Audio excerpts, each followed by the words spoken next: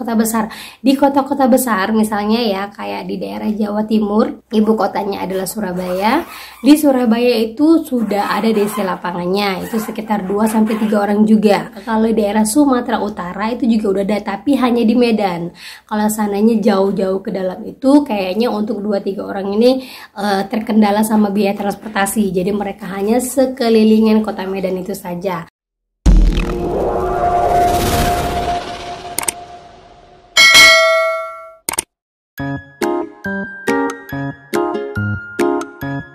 Halo, assalamualaikum warahmatullahi wabarakatuh.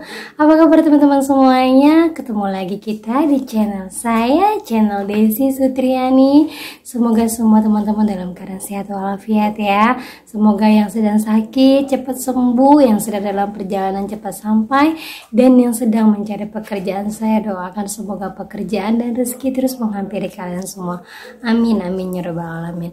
Oke teman-teman, kali ini saya akan membahas tentang dua pinjol legal yang DC-nya sudah hampir ada di seluruh Indonesia, terutama di kota-kota besar. Nah, apa saja dan bagaimana cara menghadapi untuk kedua DC ini, dan kenapa hanya 2 DC ini aja yang ada di seluruh Indonesia? Tapi sebelumnya buat teman-teman yang baru aja bergabung di channel saya, jangan lupa untuk klik tombol subscribe-nya, nyalakan notifikasi loncengnya agar terus terhubung dengan saya. Oke teman-teman, ini dia buat kalian. Amin.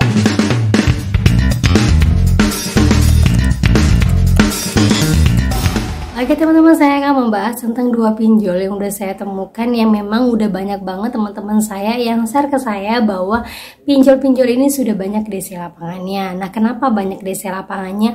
Karena hanya 2 pinjol inilah yang paling banyak digunakan di seluruh Indonesia.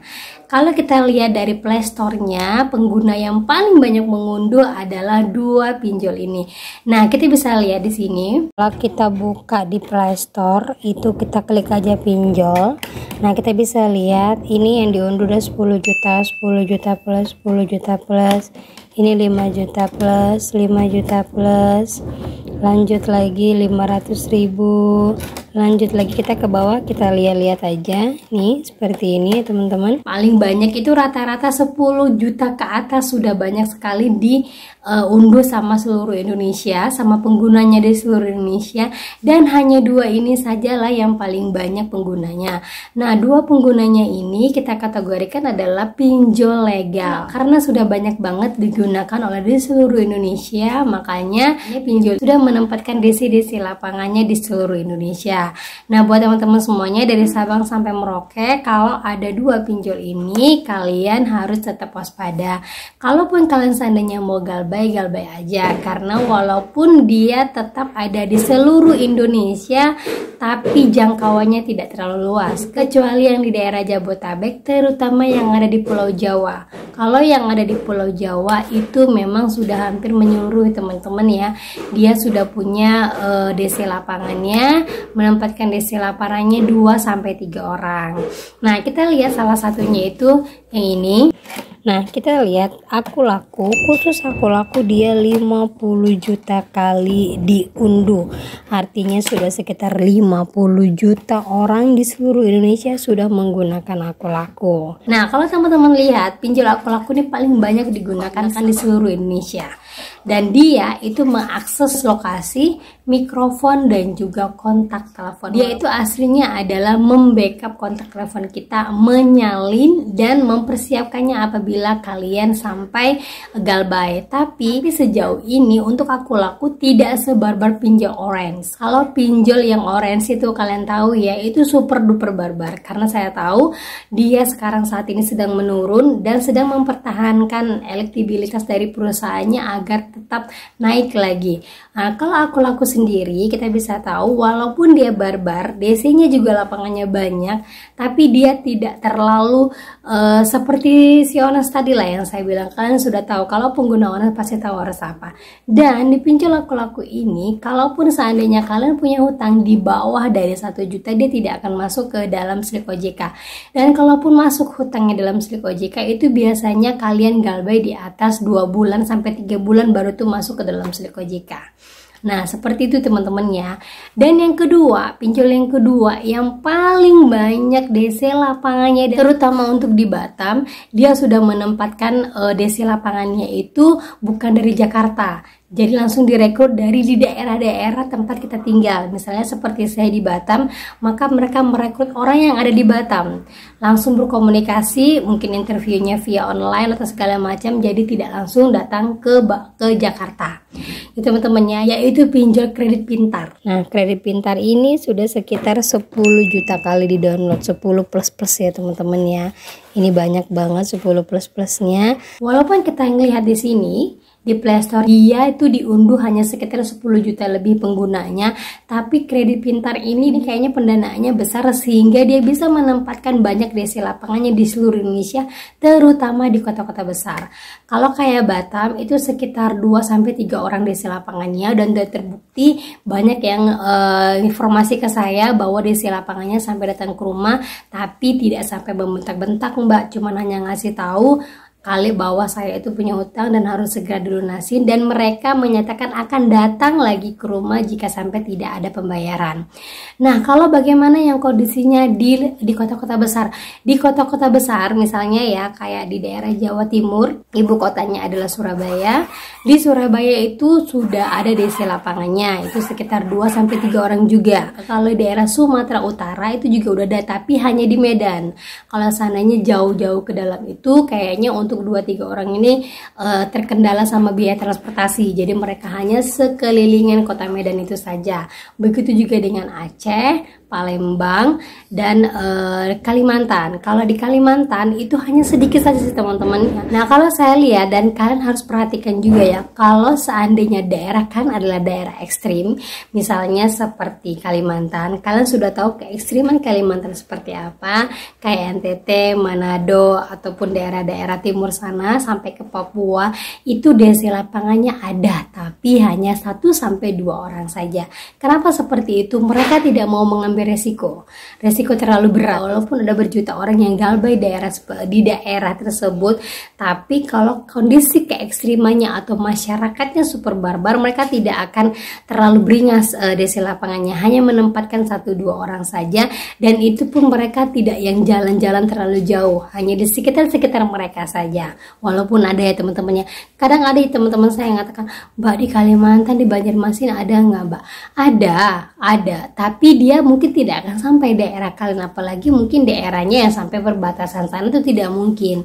Kalau untuk kota Makassar, Palu, ada DC lapangannya, tapi tidak terlalu banyak dan tidak terlalu barbar, walaupun mereka mengambil pemuda tempatan atau orang yang memang berasal dari daerah tersebut untuk jadi DC lapangan, tapi mereka tidak yang sebarbar seperti yang ada di daerah kota Jawa ataupun di Jabodetabek. Itu tidak seperti itu teman-teman ya.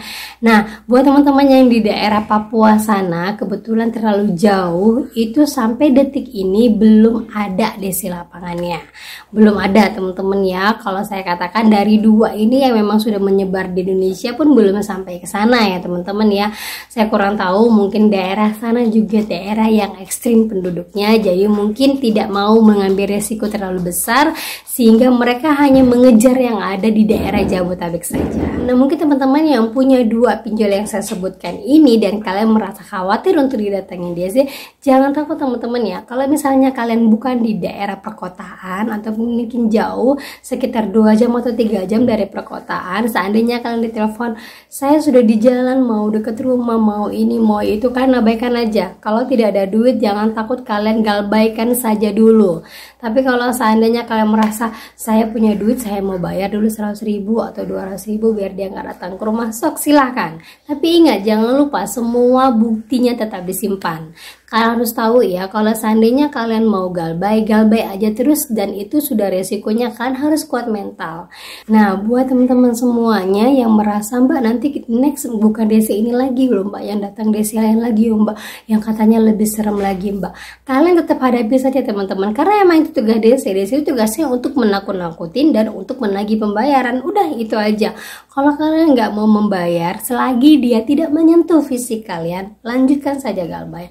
Kalau Kalau hanya perkataan, ancaman segala macam, bukan kalian saja yang diancam, bukan kalian saja yang dikata-katain. Jadi nggak usah takut teman-teman, itu emang sudah resiko yang harus kalian terima dan kalian wajib kuat mental, itu saja. Dan juga buat teman-teman semuanya, saya katakan ya, kalau seandainya ada yang mengatakan, DC-nya mengatakan, kamu harus bayar ke saya, nanti biar next ke depan yang nagih bukan orang lain, tetap saya. Usahakan jangan pernah mau, itu sama aja dengan dikatakan pemerasan. Jangan pernah mau ya teman-teman ya. Kalaupun seandainya akan berganti DC-nya, biarkan aja berganti DC-nya, jalani saja, karena semuanya akan sama. Kalau kalian tetap galbay, kalian tetap kuat mental, lama-lama mereka juga akan bosan dan kalian bukan prioritas mereka lagi untuk ditagih, gitu ya. Dan juga buat teman-teman semuanya, kalau seandainya merasa Mbak, kalau DC-nya datang nanti dia pasti mempermalukan saya, biar nanti dia pasti akan ngejar-ngejar saya. Nah, satu saja buat kalian, selama dia tidak berteriak, selama dia tidak membuat keributan di rumah kalian, kalian tetap stay cool aja. Kalian merasa, ya Pak, saya nanti akan bayar, tapi tidak sekarang, saya tidak tahu karena ekonomi saya juga sedang tidak baik-baik saja.